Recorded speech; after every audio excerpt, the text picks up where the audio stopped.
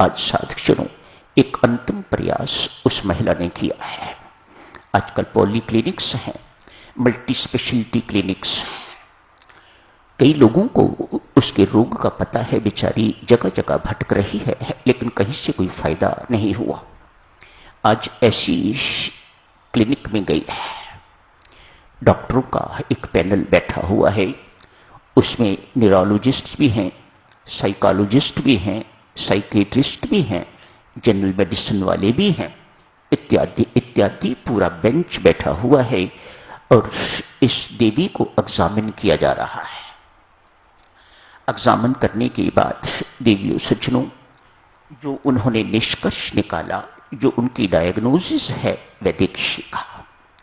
Diagnosis ये है कि ये बड़ी बहन है, अपनी छोटी बहन से घृणा करती है, अतएव उसके प्रति क्रुद्ध व्यवहार, उसके प्रति द्वेष की भावना, मानो अनेक सारी अग्नियां अंदर जल रही हैं। हुआ क्या, जिससे ये प्रेम करती थी और विवाह करना चाहती थी, उससे छोटी का विवाह हो गया। ये बात ये सहन नहीं कर पाई, ये बात ये स्वीकार नहीं कर पाई। बड़ी बहन है, इसलिए जब कभी मिलन होता है तो ऊपर ऊपर से तो प्यार जताती है, लेकिन अंदर से जैसे बम का गोला हो, कैसे ना किसी ढंग से इसकी जान ले लूं, मार डालूं इसे। अंदर से अंदर घृणा की आग, उसके अंदर द्वेष की आग उसके अंदर भड़क रही है, ज्वाला भड़क रही है उसके अंदर। ये डायग्नोसिस इन्होंने, डॉक्टरों ने दी थी। कहा, देवी इस रोग का इलाज हमारे पास नहीं है, मेहरबानी करके किसी संत महात्मा की चरण शरण में जाओ, वह तेरा इलाज करेगा। ऐसा ही हुआ। संबंध तो पहले भी था, लेकिन कभी संत के सामने, कभी वहां के जो आचार्य हैं उनके सामने अपना मुख नहीं खोला। आती रही हैं, जाती रही हैं, लेकिन कभी दिल खोल के बात नहीं की। हिम्मत नहीं पड़ी, क्योंकि आत्महत्या के प्रयास भी कर चुकी हुई थी। जाप में मन नहीं लगा, सत्संगति से जो कुछ भी सुनती उसको फॉलो नहीं कर पाती, तो किस मुख से संत के सामने जाए। अतएव बिल्कुल कभी नहीं गई। आज मत की है। डॉक्टरों के कहने पर आज संत महात्मा के चरण शरण में गई है। जाके अपनी व्यथा सुनाई। थोड़ी सुनानी पड़ी, अधिक सुनाने की जरूरत नहीं थी।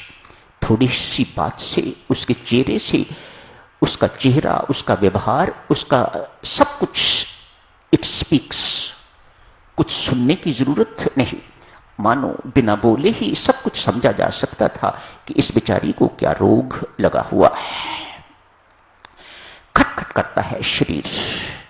30 वर्ष की आयु की महिला, अनमैरिड हो तो अच्छी सेहत होनी चाहिए, अच्छे घराने की लड़की, खाने पीने की किसी प्रकार की कोई कमी नहीं थी वहां पर, लेकिन अपने दौर्बल्य के कारण, अपनी गलतियों के कारण अपनी ये दुर्दशा उसने कर ली हुई थी। अनेक वर्ष इस दुर्दशा में बीत गए। आज संत ने इतना ही कहा, बेटा एक बात पूछो, क्या तुम्हें सत्संग में आते हुए ये बात अनेक बार दोहराई जा रही है, याद नहीं? संयोग वियोग जन्म मरण, ये सब परमात्मा के अधीन है। क्या तुम्हें इस पर विश्वास है कि नहीं? हाँ, विश्वास है। फिर ईर्ष्या किस बात की? क्या अन्याय हुआ है तेरे साथ? यदि तेरे साथ इसका विवाह होना लिखा गया था, विधाता ने तेरे साथ लिखा हुआ होता तो तेरे साथ विवाह हो गया होता। यदि नहीं लिखा तो नहीं हुआ, तो फिर रुष्ट क्यों हो उससे जिससे हो गया है, जिसके साथ लिखा हुआ था? यदि तू सोचती है कि ये सब कुछ तेरे हाथ में था, तो फिर तूने विवाह क्यों नहीं कर लिया? स्पष्ट है ये तेरे हाथ में नहीं है, ये किसी के भी हाथ में नहीं है, ये परमात्मा के ही हाथ में है। ये परमात्मा ने अपने हाथ में रखा हुआ है। यश अपयश देना, मान अपमान देना, ये सब परमात्मा ने अपने हाथ में रखा हुआ है। संयोग वियोग सब अपने हाथ में। सफलता असफलता, किस कर्म का कितना फल देना है, कहां देना है, इत्यादि इत्यादि कैसा देना है, इस परमात्मा के सिवा और कोई नहीं जानने वाला। ये सब कुछ परमात्मा ने अपने हाथ रखा हुआ है। फिर दुखी क्यों है? यदि तू इन बातों को जानती है, यदि तुझे इन बातों पर विश्वास है, इतने वर्ष हो गए हैं तुम्हें सत्संगति में आते हुए, सत्संग में आते हुए, क्या ये सीखा नहीं तूने?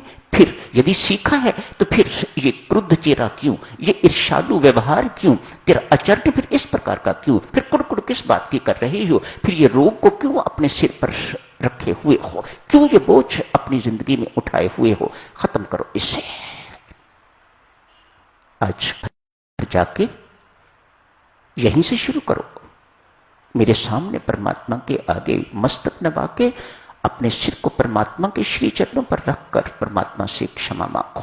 देवी, मैं तुम्हें आश्वासन देता हूं, यदि परमात्मा ने तुम्हें क्षमा, यदि तुमने परमात्मा से क्षमा मांगी तो परमात्मा तुम्हें बल देगा अपनी बहन को क्षमा करने का। तू मेरे से वायदा कर, घर जाके अपनी बहन को क्षमा कर देगी। तू अपनी बहन को क्षमा कर देगी तो परमात्मा तुम्हें क्षमा कर देगा।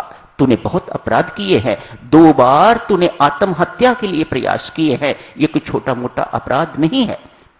तेरा जीवन कितना सुंदर होना चाहिए था, तूने उसे कितना बेढंगा बना लिया हुआ है, कितना बेसुरा उस जीवन को बना लिया हुआ है, कितना विकृत जीवन तूने बना लिया हुआ है अपना। तेरी अपनी गलतियों के कारण, किसी का कोई दोष नहीं है। विधाता ने तेरी बहन का विवाह उसके साथ लिखा हुआ था, सो हो गया, तो तुझे कुड़कुड़ चिड़चिड़ करने की बिल्कुल कोई आवश्यकता नहीं। साधक तो वही है, साधक जनों, जो परमात्मा की करनी को हर्ष शिरोधार्य करना सीख जाता है। यदि ये साधक को अभी तक नहीं आया तो उसे समझना चाहिए उसकी साधना की यात्रा अभी बहुत शेष है। परमात्मा की करनी में कोई दोष नहीं है, कोई अन्याय नहीं है, कोई अत्याचार नहीं है, कोई त्रुटि नहीं है।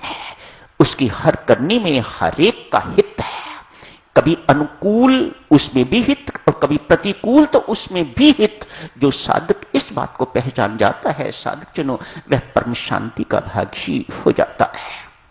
आप कुछ भी कर लो, जैसा इस महिला ने करके देखा, तरह तरह के इलाज करवा लिए, लेकिन रोग तो खत्म नहीं हुआ, रोग तो टस से मस नहीं हुआ, बिल्कुल वैसा का वैसा ही बना रहा। क्यों? क्यों बना रहा? इसलिए रोग का कारण तो मिटा ही नहीं।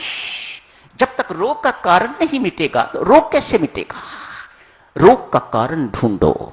मेरी माताओं सज्जनों, पुनः आपसे हाथ जोड़ के प्रार्थना करता हूं, हम किसी न किसी प्रकार से हर एक कोई न कोई रोग उठाए हुए हैं। घर जाके ढूंढो, खोजो, इस रोग का कारण क्या है। कोई ना कोई विकार मिलेगा। तनिक सोचो, सिर दर्द है किसी को, सिर दर्द रोग नहीं है, किसी एक चिन्ह है। ब्रेन ट्यूमर भी हो सकता है, ब्रेन के ऊपर झिल्लियां होती हैं, उनकी सूजन भी हो सकती है, स्पॉन्डिलाइटिस भी हो सकती है, पेट की खराबी भी हो सकती है, पेट में गैस बहुत है, सिर दर्द होती है। अनेक सारे कारण हैं सिर दर्द के। आप माइग्रेन कारण है सिर दर्द का, आप पेन किलर लेते हो, आपकी सिर दर्द ठीक हो जाती है थोड़े समय के लिए, शाम को फिर लेनी पड़ती है, या अगले दिन फिर लेनी पड़ती है, या 2 दिन के बाद फिर लेनी पड़ती है। क्यों? अभी तक कारण नहीं पता चला। आप खोपड़ी का एक्सरे करवाते हो, साइनस का एक्सरे करवाते हो, न जाने क्या क्या करवाते हो, एमआरआई इत्यादि इत्यादि, इतना कुछ करवाने के बावजूद भी सब कुछ नॉर्मल निकलता है। दोष क्या है? आंखें ठीक नहीं, आंखों के मसल कमजोर हैं, कन्वर्जेंस इनसफिशिएंसी है, आंखें पूरी तरह से कन्वर्ज नहीं कर पाती, इसलिए हेडेक होती है। 1 मिनट लगता है, पता लगा, उसके बाद 1 सप्ताह की एक्सरसाइज और सिर दर्द कभी होती नहीं है। क्यों? कारण पता लग गया। जब तक देवियों सज्जनों रोग का कारण नहीं पता लगेगा, तब तक रोग बने रहेंगे। हमारे सबके रोग लगभग इसी प्रकार के हैं। हम ऊपर ऊपर से इलाज करवा रहे हैं, लेकिन रोग टस से मस नहीं होते। रोग वैसे के वैसे ही बने हुए हैं। क्यों? हमने कारण को नहीं निकाला। तो दिव्य सज्जनों, ईर्ष्या की चर्चा, द्वेष की चर्चा, अभिमान की चर्चा, विकारों की चर्चा यहीं समाप्त करने की इजाजत दीजिएगा। धन्यवाद।